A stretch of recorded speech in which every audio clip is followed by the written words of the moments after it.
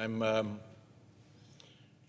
particularly glad to see the senior senator from New Mexico presiding on what for me is a sentimental moment, because he has been such a terrific friend and colleague and advocate in the battle about climate change. I'm here today because at last it is time to say farewell to my battered time to wake up image board here and to a run of more than 275 weekly climate speeches. It's been one of the Senate's longer runs, I believe, but I think it's time to say farewell. This long run began in the dark days of 2012 after Speaker Pelosi had passed a serious climate bill, and the Senate had refused to take up anything, not even a blank bill to go to conference with and see what could be done in conference. And as some of us remember all too well, when Speaker Pelosi passed that bill in 2009 over on the House side, we had here in the Senate a filibuster-proof Democratic majority. And this was climate change. And we just walked away. I was told then that that was because the Obama Whitehouse told Leader Reid to pull the plug. That after the Obamacare wars, the White House was tired of conflict, didn't want another big battle, wasn't going to take on any fights it wasn't sure it could win. Think about that. Think of history's great battles and contests, legislative or otherwise, and consider in how many of those battles either side was sure it would win. If you limit yourself to battles you're sure you can win, you're pretty much sure to miss the most important battles. And we lost this one for that most lamentable of reasons: failure to try. The fossil fuel industry, sure enough, knew it won this one once it saw the Obama administration walk off the field, abandoning Speaker Pelosi's hard-fought victory. And then years went by in which you could scarcely get a Democratic administration to put the words climate and change into the same paragraph, in which we fussed idiotically about whether to call it climate change or global warming, in which the bully pulpit, the great presidential megaphone in the hands of one of our most articulate presidents, stood mute.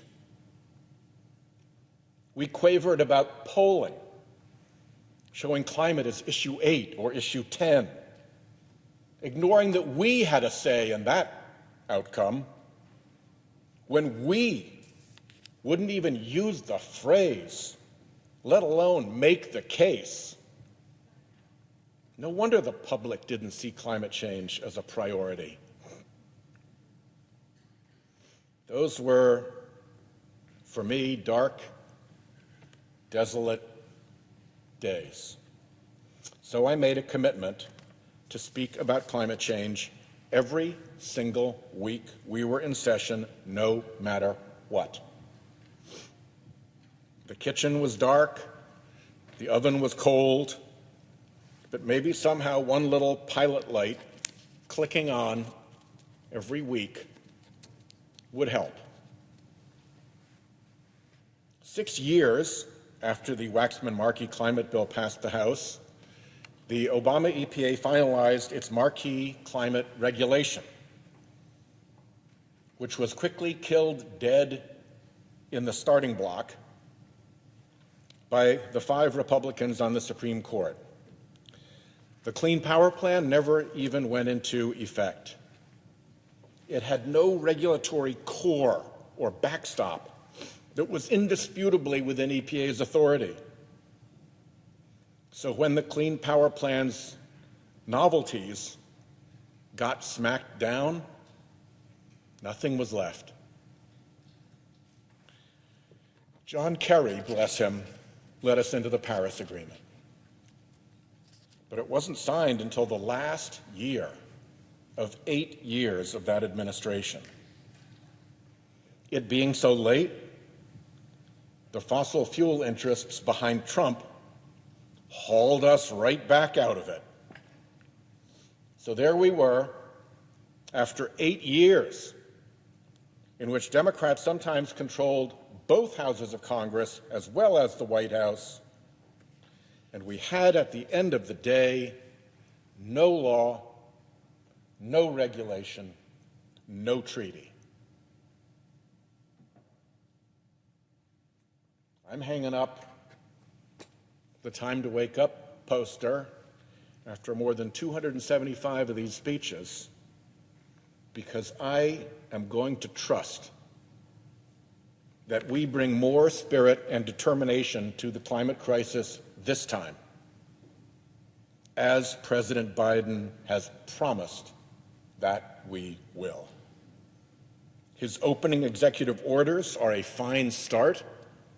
I appreciate particularly the restoration of the social cost of carbon, but perhaps the most important signal is not any specific policy, but the breadth of the scope of the emphasis on climate across the new Biden administration. Then we had to deal with the Trump years, when sins of omission became sins of commission, and questions of commitment became questions of corruption. I'm personally confident that evidence will reveal that the Trump administration was in fact corrupt on climate issues, and not just corrupt in the meaning of the Founding Fathers, but corrupt in the meaning of the United States Criminal Code. And I will do my level best to make sure we find out. Thank goodness we can put that disgraceful period of our history behind us.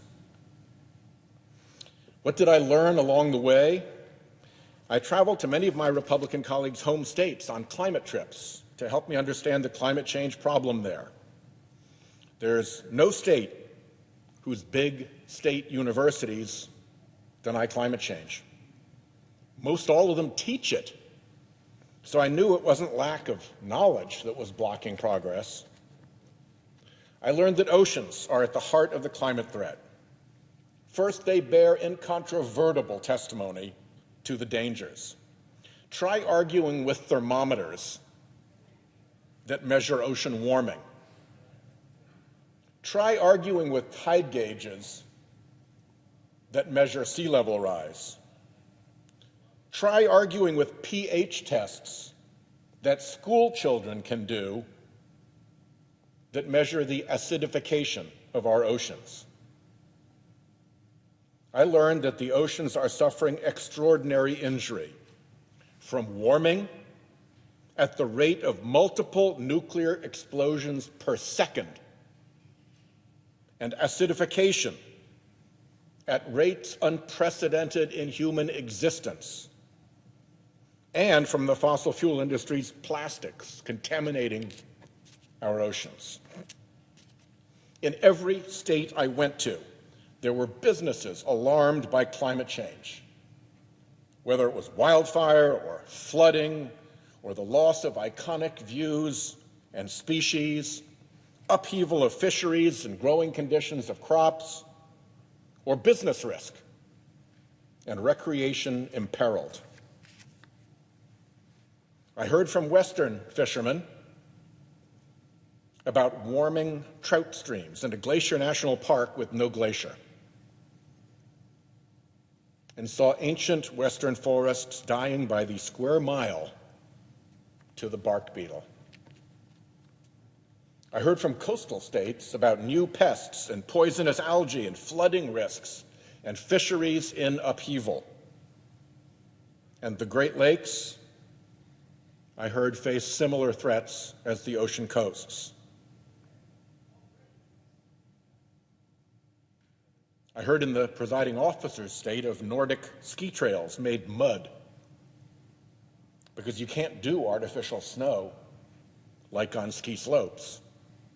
And moose tours that visitors promised never to do again, because once you made it down the mud trail, the moose were crawling with thousands of ticks, eating them alive. Things that winter used to clean up, but did no longer.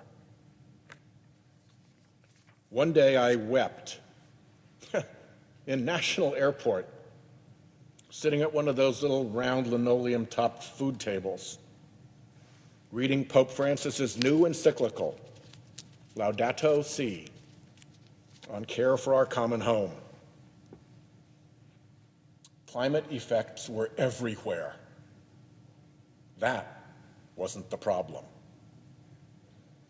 So I began looking at the fossil fuel industry and studying the dark money apparatus that it uses to spread climate denial and to obstruct climate progress. I recalled our bipartisanship here in the Senate before Citizens United, and I saw the death of bipartisanship after. When the fossil fuel industry upgraded its weaponry from political muskets to tactical nukes and set about subjugating the Republican Party. I came to like and admire Bob Inglis, a conservative the fossil fuel industry could not subjugate. So instead they made an example of him for his climate heresy and crushed him politically. I came with groups of senators to the floor to identify and call out this corrupt and corrupting fossil fuel web of denial.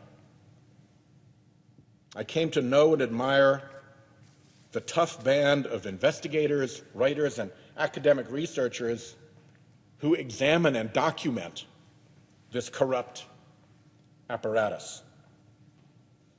I saw how this apparatus insinuated itself into the U.S. Chamber of Commerce and the National Association of Manufacturers, and turned those two business groups into America's two worst climate obstructors. Thank you, Influence Map, for that research. I learned the ways the industry hid the money trail leading to its front groups, through shell corporations, through donors' trust, through 501c4s. And I finally came to the realization that this industry was running a massive covert operation. Probably the biggest covert disinformation and political intimidation op in history. And it was running this covert op in and against our own country. Another thing I learned was how little political effort America's corporations put into doing anything about climate change here in Congress. A lot of them put happy green talk on their websites. They had their consumer relations and public relations and investor relations people spread the happy green talk around. Many of them actually hired sustainability officers, and where it made them money, began changing their internal behavior to actually be more sustainable. Sometimes more attention was paid to heralding those sustainability programs than there actually was to sustaining anything, but sometimes it was sincere. Bravo to those companies who have really changed the way they operate within their corporate bounds, and a few took climate change seriously enough to start pushing sustainability out their supply chains. But none took climate change seriously in Congress. This was a battlefield they avoided. Their trade associations were a nightmare. Every one of them, beverages, insurance, banking, chemical, agriculture, you name it. Every one of them was silent or worse. Now, at last, that seems to be changing. Here's the 2020 lobbying pitch for Silicon Valley tech giants, the biggest corporations in America, many of the most successful corporations of America, hundreds of American corporations, almost all of whom pride themselves on their greenness. They lobby us through a group called TechNet. Here's their pitch sheet. 13 pages of bulleted priorities they wanted Congress to achieve, and not one mention of climate change. Not one. Not even a mention of renewables from a trade association that has renewables companies in its membership. Until now. Until now.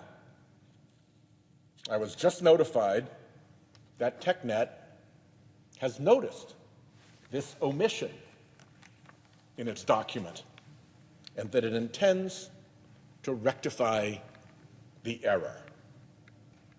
Good. Change has even come to the biggest and most obstructive lobby group of them all, the U.S. Chamber of Commerce. I spent a lot of time chasing them with hashtag Chamber of Carbon. I stood out in front of their headquarters and put up a sign that said carbon blocking where it said commerce. So their own building said U.S. Chamber of Carbon. They were my nemesis.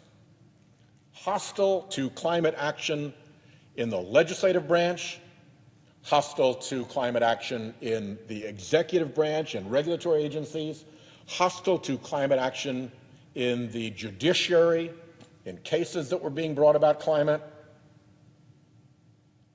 They were the beast. Well, last week, the Chamber announced a dramatic reversal, that it will now support a serious market-based climate solution. That is a big shift. And if they fight for climate action anywhere near as forcefully as they fought against it, it could make a big difference. So TBD as to how this turns out over at the Chamber, but a tentative big thumbs up. So as I close my run of Time to Wake Ups, where are we? Will we again control the House and the Senate and the White House? And this time, I hope we'll be serious.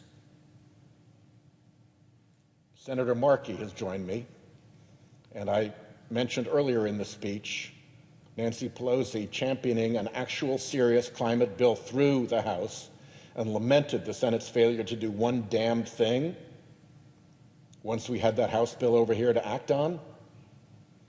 That bill was called Waxman-Markey. It was the work of Congressman Waxman and Congressman, now Senator, Markey. with Senator Markey over here, maybe this time we'll be serious in the Senate with all of these departments of government controlled. The latent bipartisanship here in the Senate that the fossil fuel industry suppressed is still there. It has been there all along. Talking to some of my colleagues about climate change has been a little bit like talking to prisoners about escape. But the latent bipartisanship did not go away. And with these other changes, with corporate America beginning to show up, with the big trade associations becoming less horrible, I am hopeful for a serious bipartisan bill. And if we can't get good faith bipartisanship, well, we've got reconciliation. Senator McConnell can't block bipartisan climate bills from coming to the floor any longer. So there's a point to legislating. There's a point to advocates showing up. So maybe corporate America will show up and push back on fossil fuels' subjugation of the Republican Party. A good hard look at the fossil fuel climate denial machinery can put that corrupt machine back on its heels. In my view, it would be dereliction and malpractice to ignore that apparatus and its treacherous role. In trade associations, revolts are already taking place within the chamber and NAM by members horrified to have been outed as supporting America's worst climate obstructors. Want faster change there? Disclose the fossil fuel money that bought the climate obstruction. That'll speed things along. The finance and agriculture sectors and our coastal economies all are looking down the barrel of multiple and serious economic crash warnings. Banks, insurance companies, Freddie Mac, sovereign banks, wherever you look in the world of finance, there are dramatic, dire warnings from sober, serious, bean counter people who are not there to be green, they're there to make green. So corporate climate concerns have moved from the communications shops to business operations, to the C-suites. The famous author Mary Renault, who wrote wonderful historical novels, said there is one kind of shock worse than the totally unexpected. The expected, for which one has refused to prepare. There has never been a crisis or a catastrophe more warned about by more and more credible sources than the looming climate crisis. And it's going to clobber these businesses. Now, they just need to align their political effort with their own stated policies. How hard is that? All of this can break the right way. The dark castle of denial can fall, and Congress can rise in bipartisan force to stop the harm and cure the damage. But that's not foreordained. We can still screw this up. No doubt about it. So let's not. Let's do our duty. The conditions are at last, in place for a real solution. A new dawn is breaking. And when it's dawn, there's no need for my little candle against the darkness. My little time to wake up pilot light can now go out. So, instead of urging that it's time to wake up, I close this long run by saying now, it's time to get to work. Whitehouse, time to wake up run. Farewell. Whitehouse, at least on time to wake up, out.